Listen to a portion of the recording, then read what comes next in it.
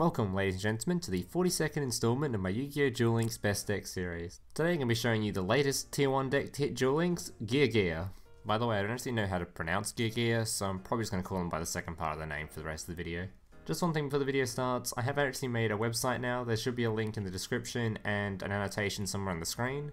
The website is a work in progress, so there's not actually that much on there yet. The main page I wanted to focus on was the tier list page, which I've put a lot of information on, tried to make it as detailed as possible, and it's all based on my opinion of the game currently. If you have any thoughts or opinions on the website, please leave them down below. Would love to hear your feedback on it. It is a work in progress, as I said, so don't be too harsh. And without further ado, let's get into the video. So here's the deck list. First thing you'll notice is my deck list doesn't match up with the one in the picture. Basically, the deck list I've written down is the optimal one, and the one in the picture is with the cards that I owned.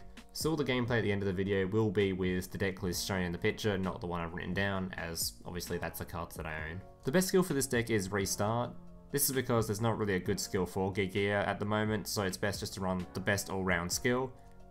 It also can help considering this deck only runs a few monster cards, so you may find your starting hand will be all spells or all traps, which at that point obviously you want to use Restart. Also, if you don't have Ties of Brethren in your starting hand, sometimes you may feel like it's worth just restarting to get that card, because if that card's in your starting hand, you basically win the game every time. Alright, let's get into the strategy behind this deck. So basically you have 3 Geargia Monsters: Anchor, Attacker, and Arsenal. Anchor is for destroying monsters, Attacker is for destroying spells, and Arsenal is for getting Attacker and Anchor out of your deck. Here's how Anchor and Attacker work.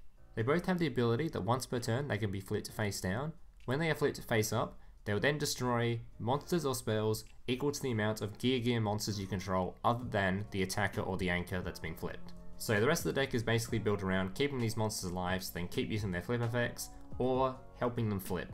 So Windstorm, Enemy Controller, Pulse Mines, all great cards to help keep these monsters alive. Enemy Controller obviously has its bonus effect, and Pulse Mines is like the absolute ideal card for the deck as it stops your opponent killing them completely. It's just a much more powerful Windstorm. And Desert Sunlight has the ability to change all monsters you control to face up defense position, therefore obviously activating all of their flip effects if they're face down. Arsenal has 2 effects. The first, it gains 200 attack for each Geargia monster you control that's not itself, and the secondary effect and the primary effect of the card, you contribute it to get 1 Geargia monster out of your deck onto the board that is not Arsenal. So this is the main reason you have powerful Rebirth in the deck, as when you activate Geargia Arsenal, you can send it to the graveyard, pull 1 Geargia monster out of your deck onto the battlefield, then use powerful Rebirth to bring it back, so you have an extra Geargia monster to use with the monster you pulled out's effects. And the final card in the deck, and probably the most powerful card in the deck, is Ties of Brethren.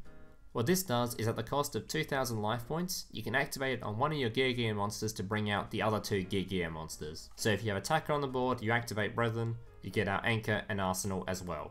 Basically, once you've activated this, as long as you've got a little bit of backline, the game is pretty much over. Anchor and Attacker, once you've activated Ties of Brethren, will be able to destroy 2 cards each. And if ever either one of them are destroyed, you can just tribute Arsenal to then bring back out one of the other 2 again.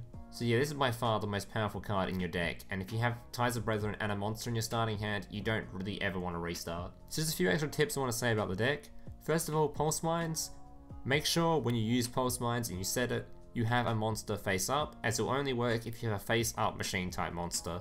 My second tip is with powerful Rebirth. If you have a monster that is destroyed during your opponent's turn, make sure to bring it back during the end phase, not during your turn, as if you bring back Anchor or Attacker during your turn, you won't be able to flip it face up after activating its effect, but if you use it during your opponent's turn, you will. And the final tip is with Ties of Brethren, make sure to keep note that this card will not allow you to use the battle phase once you've activated it. Alright guys, that's pretty much it for the talking part of this video. The rest of this video will be just gameplay showing this deck in action. Should be 3 to 5 gameplays this week. If you enjoyed the video, please leave a like, subscribe, sponsor, all that kind of stuff. As I mentioned at the start of the video, I do have a website now. Feel free to check that out if you feel like it.